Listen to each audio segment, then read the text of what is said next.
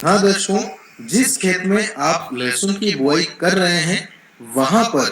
या तो पहले कभी लहसुन नहीं बोया गया हो। अगर वहां कभी लहसुन बोया नहीं गया है, तो बहुत ही जोरदार क्वालिटी का लहसुन का उत्पादन आप वहां से, उस खेत से ले सकते हैं।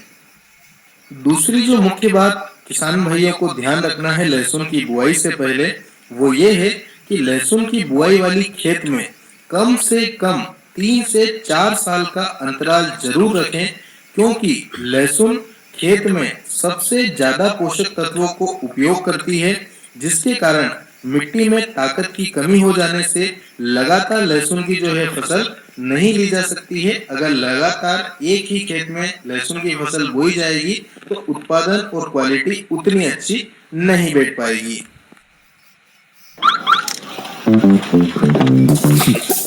जो मुख्य ध्यान रखने वाली बात है लहसुन बुआई से पहले, वो है उच्च क्वालिटी के बीज का चुनाव करें। जी हाँ किसान भाइयों, जितना अच्छा बीज हम बोएंगे, उतना ही अच्छा हम उत्पादन ले पाएंगे और उतनी ही अच्छी हम क्वालिटी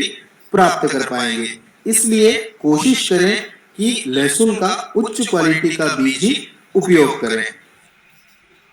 चौथी जो दर्शकों ध्यान रखने वाली बात है, वो काफी महत्वपूर्ण है। दर्शकों और किसान भाइयों, लहसुन की कली करते समय, जिस समय हम बुआई के लिए कली तैयार करते हैं, उसे हाथ से निकालें,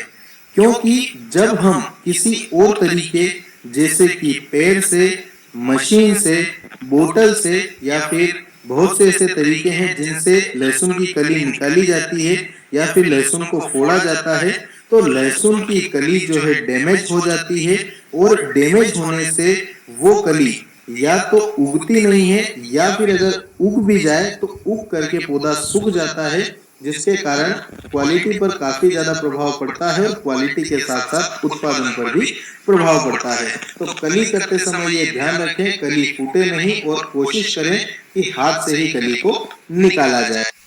पांचवी जो बात ध्यान रखने वाली है किसान भाइयों को, वो है बीज का उपचार। जी हाँ किसान भाइयों, आज के समय में खेती की हालत को देखते हुए बीजोपचार बहुत जरूरी हो जाता है। लहसुन की कली को फंगस जैसी बीमारी से बचाने के लिए बीजोपचार जरूर करें, जिससे कली का विकास सही से हो और कली जो है बोने के बाद में खराब ना हो, पौधा उगने के बाद में सूखे नहीं। तो बीजोपचार भी जरूर करें। अगली जो लहसुन बुआई से पहले किसान भाइयों को बात ध्यान रखना है, वो है लहसुन में उपयोग करने वाला खाद। किसान भाइयों, लहसुन की फसल में खाद की बहुत ज्यादा आवश्यकता होती है, क्योंकि लहसुन को बहुत अधिक पोषक तत्वों की अधिक मात्रा में आवश्यकता पड़ती है। उसका उत्पादन अच्छा बेहतर करने के लिए, पौधा सही रखने के लिए, पौधा स्वस्थ रखने के लिए, इसलिए समय समय पर लहसुन को जरूरी खाद और जरूरी पोषक तत्व, जैसे कि पोटाश, सल्फर, जिंक, कैल्शियम जैसे सभी आवश्यकताओं की जो है पूर्ति किसान भाई आवश्यक तौर पर जरूर करें।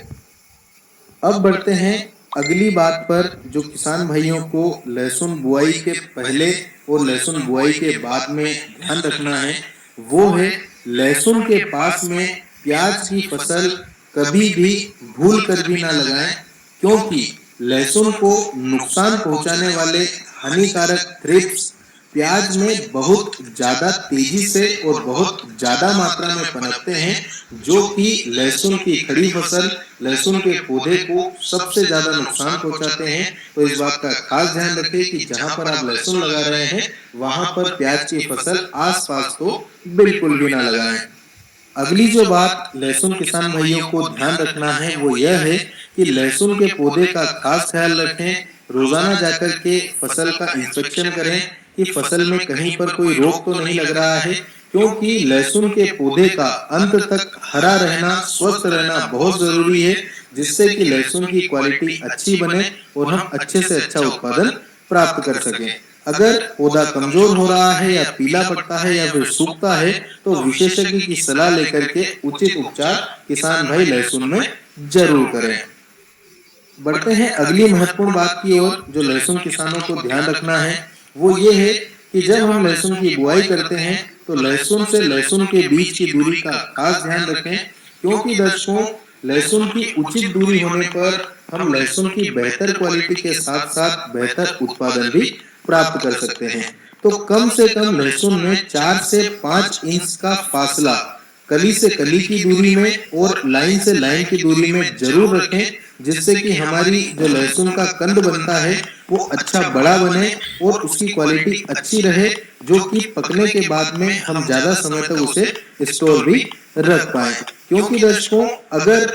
कमजोर पौधा होता है या फिर कमजोर उसका कंद बनता है तो उसका सीधा सीधा असर भाव पर भी होता है। अगर लहसुन की क्वालिटी अच्छी होगी तो हमें भाव भी मार्केट में उसका अच्छा ही मिलेगा। तो इस बात का भी आप खास ख्याल जरूर रखें। अगली जो बात है, अंतिम बात है किसान भाइयों को ध्यान रखने वाली, और ये इन सभी बातों से आपको अलग भी लग सकती है, लेकिन किसान भाइयों आपको मैं ये जरूर कहना चाहूंगा इस वीडियो के माध्यम से कि हमें ज्यादा लहसुन पैदा करने से ज्यादा बेहतर क्वालिटी बनाने की ओर ध्यान देना होगा दर्शकों, क्योंकि बहुत से किसान भाई बहुत ही ज्यादा मात्रा में लहसुन का उत्पादन लेते हैं, बहुत ही ज्यादा मात्रा में बुआई करते हैं, लेकिन क्वालिटी नहीं होने के अभाव में उनके लहसुन का जो उन्हें भाव मिलता है वो काफी कम मिलता है। अन्य लहसुन हम मार्केट में देखते हैं जिसकी क्वालिटी बहुत बढ़िया होती है, तो वो मार्केट में अपनी अलग ही पहचान रखता है और काफी अच्छे भाव पर वो लहसुन बिकता है, जिसका सबसे बड़ा कारण यही होता है कि वो किसान भाई जो उस क्वालिटी को लेकर के आए हैं उन्होंने कम मात्रा में लहसुन को बोया है, लेकिन उच्च क्वालिटी का बीज बोया है, समय समय पर पौधे की देखरेख करी है और समय समय पर जरूरी पोषक तत्व जो लहसुन की फसल को जरूरी थे वो दिए हैं। साथ ही उन्होंने दूरी को मेंटेन किया है, जिसकी वजह से उनकी क्वालिटी इतनी अच्छी बनी है। तो कहीं ना कहीं ज्यादा लहसुन बोने वाले किसान भाइयों के भाव की तुलना और कम लहसुन बोने वाले किसान भाइयों के भाव की तुलना करें तो वो क्वालिटी नहीं होने के अभाव में ज्यादा लहसुन बोने वाले किसान भाइयों का माल कम भाव में मिलता है, और उसके अलावा जो किसान भाई अच्छी क्वालिटी बना करके लेकर के आते हैं उन किसान भाइयों का लहसुन काफी अच्छे दाम पर बिकता है। तो ये बहुत बड़ा अंतर होता है। तो कुल मिलाकर के मैं अंत में वीडियो को यही कह करके समाप्त करना चाहूंगा कि लहसुन को अगर आप सभी को ये वीडियो पसंद आया हो तो ज्यादा से ज्यादा लाइक करें, अधिक से अधिक किसान भाइयों को शेयर कर दीजिए, क्योंकि दर्शकों आज अगर आप शेयर करते हैं तो काफी किसान भाइयों का इससे फायदा हो जाएगा, क्योंकि लहसुन की बुआई अभी शुरू हो रही है और ये सारी बातें अगर किसान भाई ध्यान रखते हैं तो हमें पूरा विश्वास है कि किसान भाई काफी अच्छी क्वालिटी के साथ साथ काफी अच्छा उत्पादन भी ले पाएंगे और क्वालिटी अच्छी होने से किसान भाइयों को भाव भी अच्छा मिलेगा। धन्यवाद।